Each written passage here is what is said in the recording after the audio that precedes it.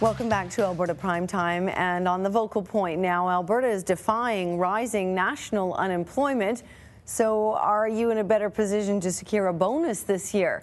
We'll talk about that. And we know Greek debt can hurt our RRSPs even in Alberta, but what else should Albertans be watching out for? We'll ask our Monday Money panel tonight. Jane Alm is an investment advisor with Angus Watt Advisory and National Bank Financial. Fabrice Taylor is a chartered financial analyst and a columnist for the Globe and Mail.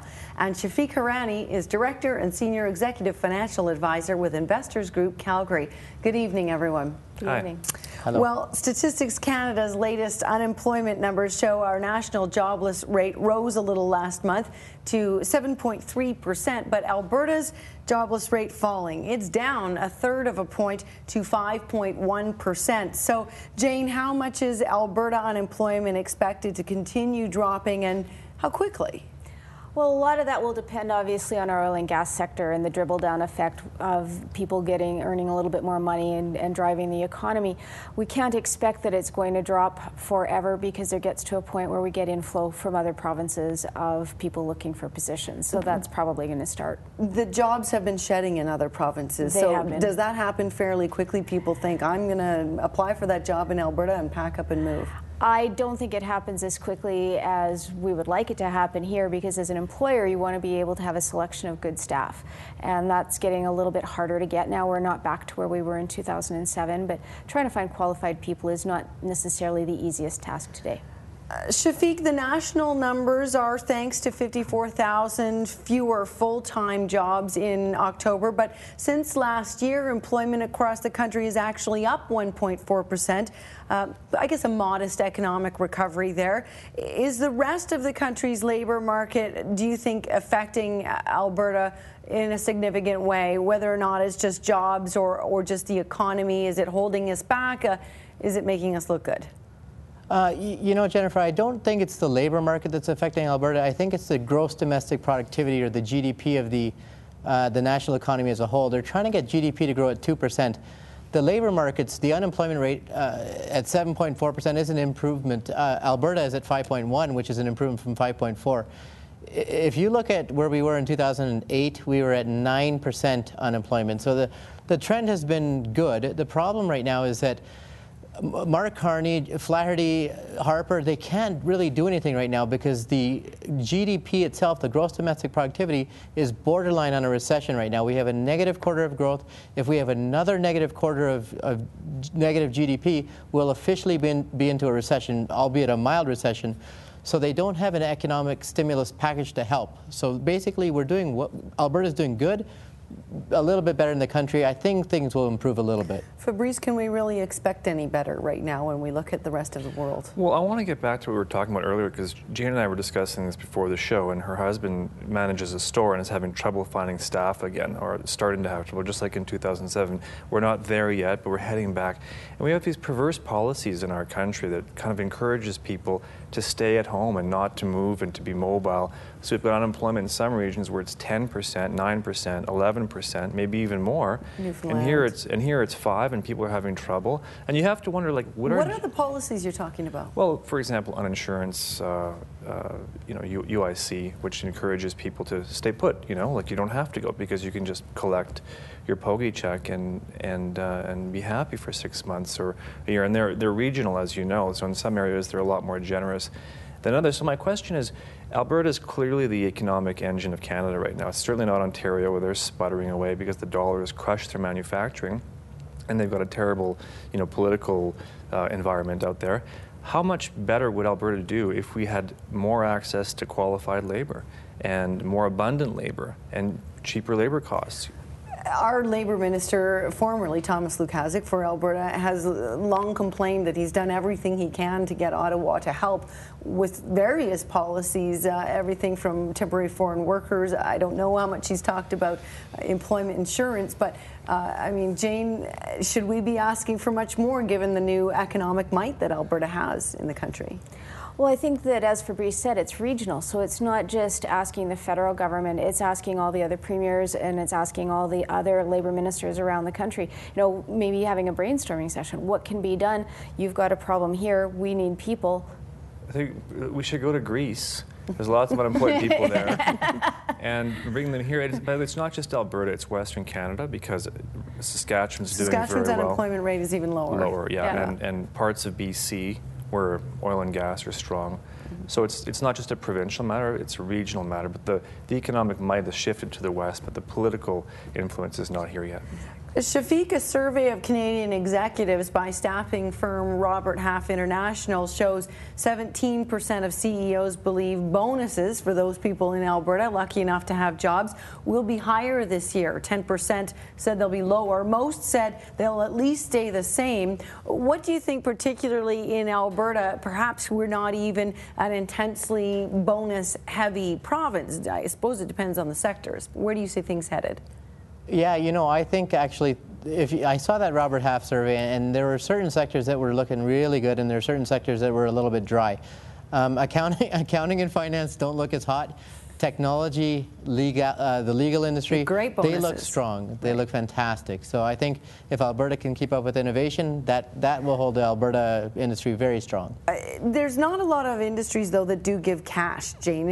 Incentives can be really any form. Do you see that in Alberta? Well, we see more, that, perhaps? We see that in some of the other sectors. Some of the sectors maybe that aren't giving cash bonuses are doing things like paid days off, personal days, so that their staff can go do things they want to do.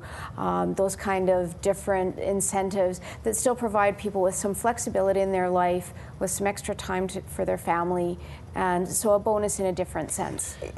They didn't have mining on that survey, they did not. But I have a friend who runs a mining company with mines in Quebec and in Ontario, and he was telling me that his labor costs are through the roof, and what used to be a bonus for how far a miner would proceed, how much he would mine, and then now basically guaranteed. It's not really a bonus at all. It's part of his salary. So it's interesting that that's not, because these are huge bonuses. Underground miners in northern Quebec and Ontario are making 100, 150 grand a year. And isn't the problem, I mean, if you're talking Alberta's big business, oil and gas, they're going so hard and so fast, they might not want to give people time off as an incentive right now. Are there even cash bonuses in the oil and gas sector? You don't hear much about it, but the wages are quite good, and I think they have all sorts of other... That's your bonus. That's your, yeah, you don't need one. How do you go about getting a bonus? Shafik, any suggestions for people who'd like one?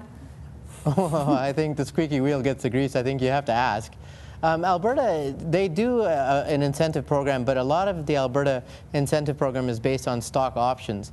And I think if you can work and profit share in the value of your company, you can get your bonuses that way. So the best way to get a bonus if you work for a publicly traded company is to work and have a win-win situation. The company shares go up, you get a higher pay. So go to your employer with a plan, an idea, at least something to start the conversation. Exactly. What are some of the other structures, frameworks you could suggest? You know, if you're a person that's very goal-oriented, some things that have been done, or you set a quarterly bonus, a quarterly target to achieve, whether it's production or whatever sector you're in, and then an annual target. So you might say, okay, if I make X number of these quarters, this is what I would like. If I make the annual, there's a top-up on it.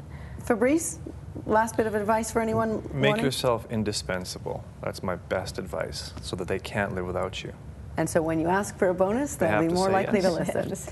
Thank you for your insight. G20 leaders have put a Canadian in charge of fixing international banking rules, how that person expects Europe's debt crisis to affect us in the year or two ahead, and what our Alberta panelists think of those opinions next.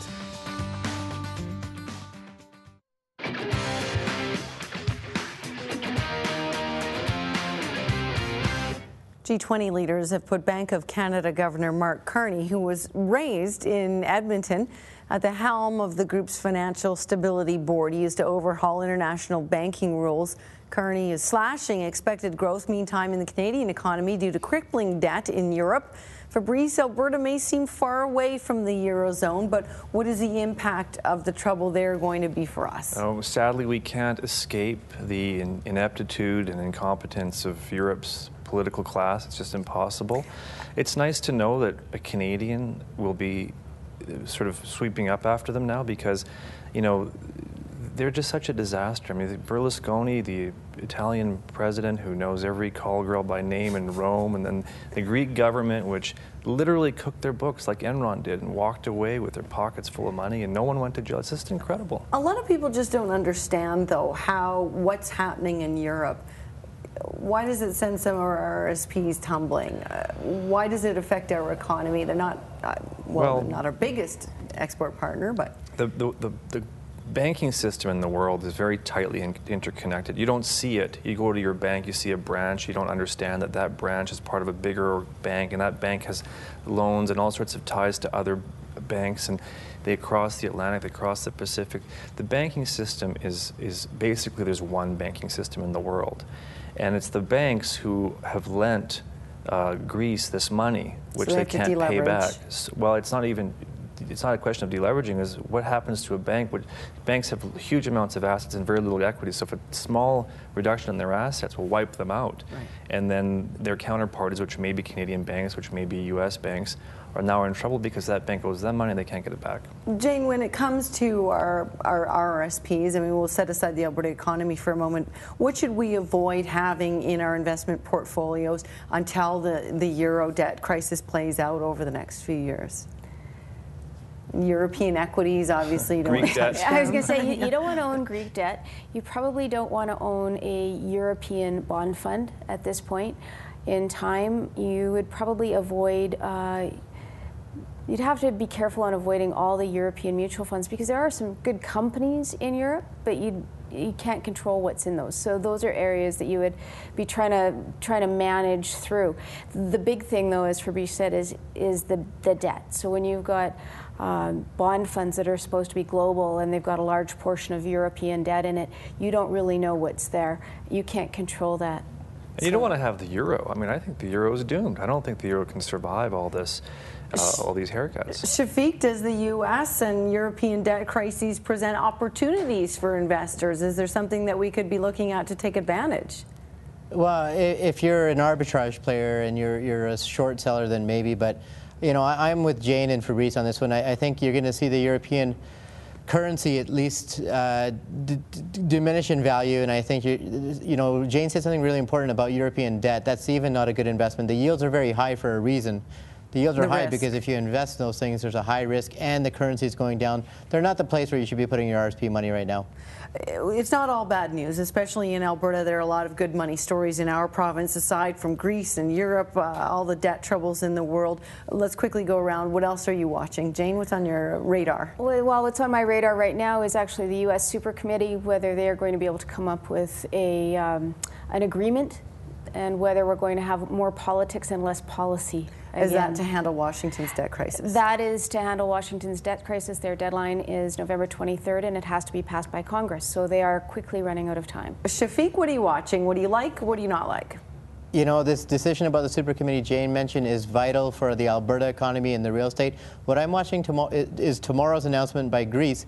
Tomorrow, Greece is announcing the leader for their new coalition government. It's supposed to be that Papandreou that has replaced the Papandreou. So it's a new CFO, and they're announcing it tomorrow. So this should be very big news for Greece and the rest of the world. Well, this person needs to get support for their plan going forward as well.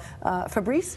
I'm watching people who are smarter than me, as always. See what they're buying? I point out that Warren Buffett, who likes to say, I like to be fearful when others are greedy and greedy when others are fearful, bought more stocks than he's ever bought in the last quarter. So there's a lesson for everybody.